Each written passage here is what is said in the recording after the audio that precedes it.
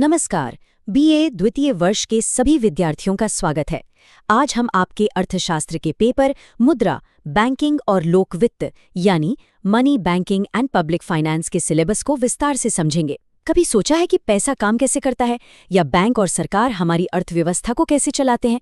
बस इन्हीं सवालों के जवाब इस कोर्स में छिपे हैं। तो चलिए इस सफर की शुरुआत करते हैं।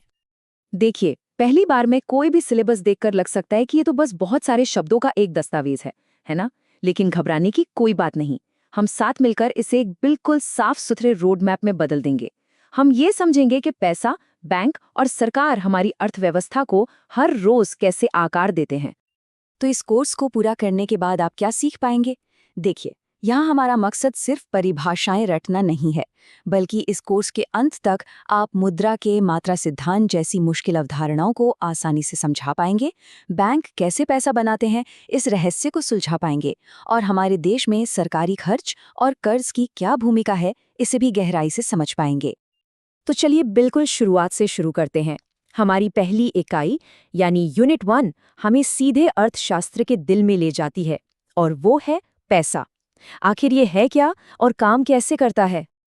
हम सबसे पहले मूल बातें समझेंगे। मुद्रा की परिभाषा क्या है, इसके सबसे जरूरी काम कौन कौन से हैं और इसे कितने वर्गों में बांटा जा सकता है।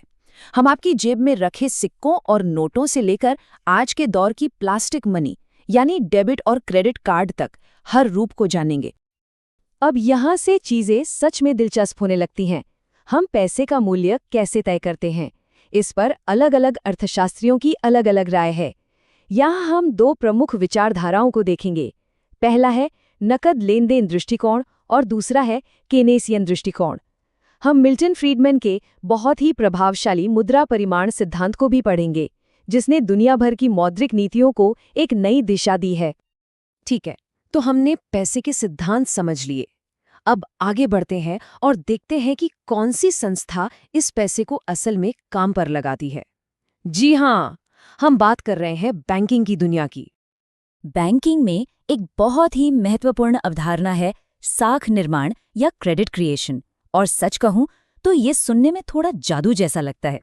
ये स्लाइड दिखाती है कि कैसे कमर्शियल बैंक्स सिर्फ लोन देकर सचमुच में पैसे से और पैसा बना सकते हैं। ये एक बहुत ही जरूरी प्रक्रिया है जिसे हम विस्तार से समझेंगे। तो अगर कमर्शियल बैंक इतना शक्तिशाली काम कर सकते हैं, तो सवाल उठता है कि इनको नियंत्रित कौन करता है, इन पर नजर कौन रखता है? और इसका जवाब है देश का केंद्रीय बैंक यानी सेंट्रल बैंक, जैसे हमारे यहाँ रिजर्व बैंक ऑफ इंडिया। इसके कई बहुत महत्वपूर्ण काम हैं, जिनमें से एक है साख को नियंत्रित करना। ये काम वो मात्रात्मक तरीकों जैसे ब्याज दरें बदलना और गुणात्मक तरीकों जैसे बैंकों के लिए नियम बनाना दोनों से करता है। तो अब तक हम मुद्रा और निजी बैंकों की भूमिका समझ चुके हैं और ये भी जान लिया कि उन्हें कौन नियंत्रित करता है। चलिए अब अर्थव्यवस्था के दूसरे सबसे बड़े खिलाड़ी पर ध्यान केंद्रित करते हैं, यानी सरकार। और ये हमें ले आता है इकाई 3 और 4 पर, जो लोक वित्त और सार्वजनिक राजस्व के बारे में है। कभी सोचा है कि ये जो पार्क हैं, सड़कें हैं, सरकारी स्कूल और अस्पताल हैं जिनका हम सब इस्तेमाल करते हैं, इनके लिए पैसा कहाँ से आता है? बस यही लोक वित्त का मूल सवाल है। यह इस बारे में है कि सरकार उन चीज़ों के लिए कैसे पैसा खर्च करती है और कमाती है जिनसे हम सभी को फायदा होता है। तो फिर सरकार को अपना पैसा मिलता कहाँ से है? सबसे सीधा जवाब है कर यानी टैक्सेशन। ये कमाई का मुख्य स्रोत है। लेकिन जैसा कि हम इस इकाई में जानेंगे, करों के भी कई प्रकार होते हैं और सरकार की कमाई के और भी कई स्रोत होते हैं, जो मिलकर सरकार का खजाना भरते हैं। और आखिर में हम उस स्थिति को देखेंगे जब सरकार का खर्च उसकी कमाई से ज्यादा हो जाता है। ये हमें हमारी अंतिम इकाई की ओर ले जाता है, सार्वजनिक ऋण यानी पब्लिक डेट। ये एक ऐसा विषय है जिसके बारे में आप अक्सर समाचारों में सुनते होंगे, सरकारी कर्ज। इस इकाई में हम पता लगाएंगे कि इसका असल में मतलब क्या है, सरकार कहाँ से पैसा उधार लेती है और इस कर्ज का देश की अर्थव्यवस्था पर क्या अच्छा या बुरा प्रभाव पड़ सकता है। इसी से जुड़ा एक और महत्वपूर्ण विषय है घाटे का वित्त पोषण यानी डेफिसिट फाइनेंसिंग। सीधे शब्दों में कहें तो अपने बजट घाटे को पूरा करने के लिए सरकारें क्या-क्या तरीके अपनाती हैं।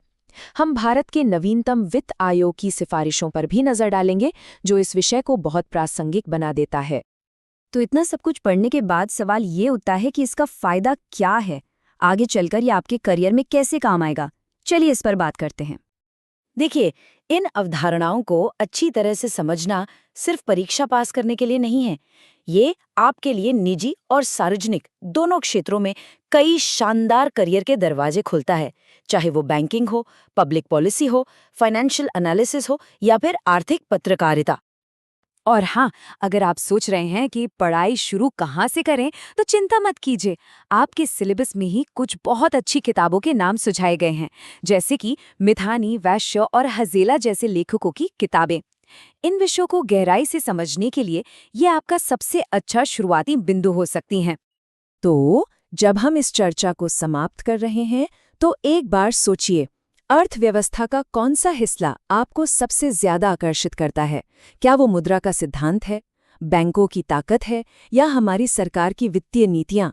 आप जो ज्ञान यहाँ से प्राप्त करेंगे वो आपको अपने आसपास की जटिल आर्थिक दुनिया को समझने और शायद उसे बेहतर बनाने में भी मदद करेगा।